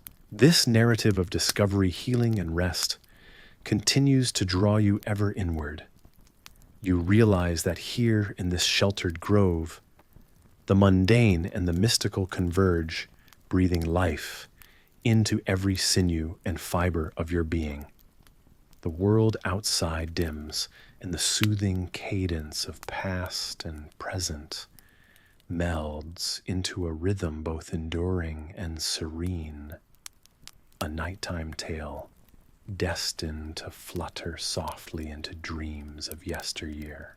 As the gentle rhythm of your heartbeat aligns with nature's lullaby, you find yourself drifting effortlessly into slumber, where stories of ancient healing waters cradle your spirit in a timeless embrace. The passage takes you to a world where the air is thick with the scent of tradition and unyielding conviction. You find yourself drawn into a realm where ancient theories still weave their invisible threads through the fabric of understanding despite the passage of centuries. Up ahead, you perceive the monumental shadow of a figure whose influence is so deep-rooted that even the doubters walk the path he's carved, hesitating to stir the dust of his proclamations. The theories of Ptolemy, you realize the once shining North Star for countless before him, his geocentric model of the universe, that bold claim where the Earth stood proudly at the cosmic center, prevailed for over 1,000 years. It whispers in the halls of learning a persistent echo that resounds not for its accuracy, but because challenging it would be like questioning the very stones beneath your feet. Comfort wraps around you at the thought. After all, sometimes certainty brings ease, and simplicity reassures. As you wander through this heavy atmosphere, a curious fact tugs at your attention. Did you know that Ptolemy borrowed from earlier thinkers, refining and compiling their work like a master weaver producing the finest tapestry, rather than an original creation? His theories embodied a synthesis so comprehensive that it left little room for argument, a colleague to ancient Greek minds, albeit a notorious one. Yet historians still ponder whether he believed his own teachings fully or skillfully played the role of an author, scripting the universe's grand narrative. The journey takes an unexpected turn as you encounter one particularly unusual detail. Deep within his writings, Ptolemy ventured into astrology, seeking connections between celestial bodies and human destinies. The grandeur of stars dictating lives adds a whimsical twist. Imagine your fate being decided by a distant orb in silent revolution. The concept, as bizarre now as it was then, survives, lending a lingering dusting of magic and irrationality, a testament to human imagination tethered to celestial geometry. In this moment, you're aware of the comfortable weight of undeniable history. How strange you think that the world for so many revolved in such precise yet imperfect orbits, with every observer seeing their own sky defined by Ptolemy's compass. Each night must have unfolded like pages in a well-worn book, where the narrative never shifted, never surprised, only continued. You inhale softly, allowing the warm nostalgia of a bygone certainty to settle within. Yet, there is a sly undercurrent here, a whisper of resistance. Such was the design of the cosmos, so fixed, so unyielding, not because it was without flaw, but because lifting one's voice against it was akin to silencing a revered elder, and you can't help but wonder what it took for the first bold soul to challenge the unseen sway of Ptolemy's wisdom. As the story languidly unfurls, you easily settle into the soft flow of known facts and quirky surprises, a sea that rocks you gently back and forth. There was a time, after all, when the sight of those heavenly bodies offered more than mere beauty. They held an entire legacy of undisputed truths that may simply have been too comforting to unravel. As should be, you find yourself lulled by this dance of philosophies and stars, perhaps a nod here to Copernicus Galileo, or others who dared question the celestial blueprint laid before them, just as you might one day choose an unexpected path because it feels most like home. And as daylight starts to wane, you see yourself in a tapestry that continues to grow, stretching beyond the threads woven millennia before you arrived.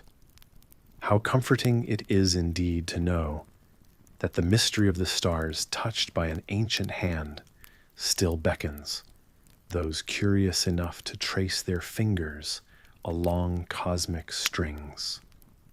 With a gentle smile, you welcome the arrival of evening and the promise of new tales on the horizon, each grounded in the past yet eager for exploration.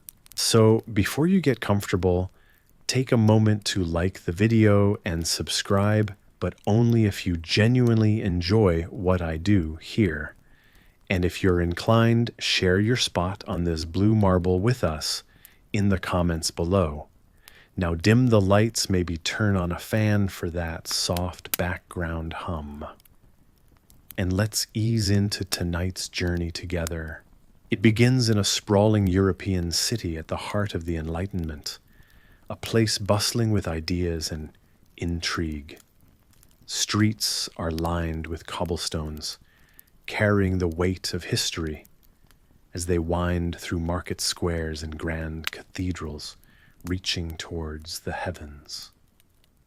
Imagine the sound of horse-drawn carriages clattering, and the chatter of philosophers, merchants, and common folk mingling as you navigate through a time where survival itself was a testament to resilience. You find yourself at the center of this vibrant tapestry, your life hanging in the balance due to a mysterious fever that swept through the population like wildfire. The air is thick with the acrid smell of herbs and incense used in vain attempts to cleanse the plagued air. Historians still debate whether this ailment was the remnants of the plague or an entirely new scourge. But for you, each day lived is a small victory. You feel weary and helpless, yet a fire within burns slowly, unseen but present, giving you the will to press on. There's an unusual quiet in your sick room today, broken only by the flutter of wings as a lone bird alights on the windowsill. Its presence, a moment of reprieve from the oppressive weight of illness, is surprisingly comforting. This stillness, you think, echoes with the tales of miraculous recoveries, told in hushed voices passed down through generations like cautionary artifacts. Was it divine intervention, a stroke of genetic luck, or some yet undiscovered science that spared you? The rooms are dimly lit, the flicker of candles, casting long shadows on the walls. A healer educated in the arts of both science and superstition tends to you. Their methods are a blend of the old and new, a mix of herbal potions and bloodletting, as prescribed by the contemporary understanding of the four humors, although historians agree the efficacy of these methods was questionable at best. Yet, There is hope in their eyes, a steadfast belief that something beyond human comprehension is at work. Even as the fever rages, an unexpected detail captures your attention, a softly spoken folklore about the night sky, suggesting stars aligning in extraordinary ways during times of great need, as though celestial forces guide you quietly through the throes of crisis. The tale seems a stretch of the imagination, but who's to say where truth ends and myth begins? You've heard of Galileo's struggle with the stars, a man who defied conventions. And now you wonder if this ever-reaching cosmic dance somehow influenced your fate. Your mind wanders, and you consider the colonists across the ocean, thriving in a new world, their destinies so far from yours, yet intricately entwined with the threads of trade, discovery, and conquest. As familiar stories of the colonies drift through memory, you remember the eerie accounts of a miraculous survival by early settlers, a tale much like your own. A small group faced certain death in a harsh foreign land, only to find provisions unexplainably left on the shores, saving them from starvation. Was it providence or mere chance? The question lingers in your thoughts. It's a narrative woven into the fabric of humanity's stories that defy logic, leaving behind traces of wonderment. Your journey is no different. As your fever breaks unexpectedly, the chill receding like tide from the shore, you feel the first hint of warmth in your limbs and recognize the slow return of life's vigor. It is undeniably a miracle. No one can quite pinpoint the cause, but as you lie there soaking in this unexpected reprieve, a sense of gratitude washes over you, infusing your weary heart with peace. In the days that follow, as you regain your strength, you become a living testament to resilience and fortitude. Your story, much like the eternal flicker of hope through history, will inspire whispers and nods of reverence. Perhaps magic and reality dance closer than we understand. Whether orchestrated by fate, fortune, or the invisible hand of something greater, it's a testament to the mysteries of the past and the endless curiosity that propels us towards the unknown. As the narrative unfolds like a warm blanket around you, one woven with the very threads of life's unpredictability and grace, take solace in the sensation. Let the ripple of time ease you towards rest, a gentle reminder that even in the face of insurmountable odds, the triumph of survival is a story as old as humanity itself. Enveloped in this gentle embrace with the echoes of history, lulling you softly to sleep, surrender to the knowing that you lived against all expectations under the canopy of a miracle.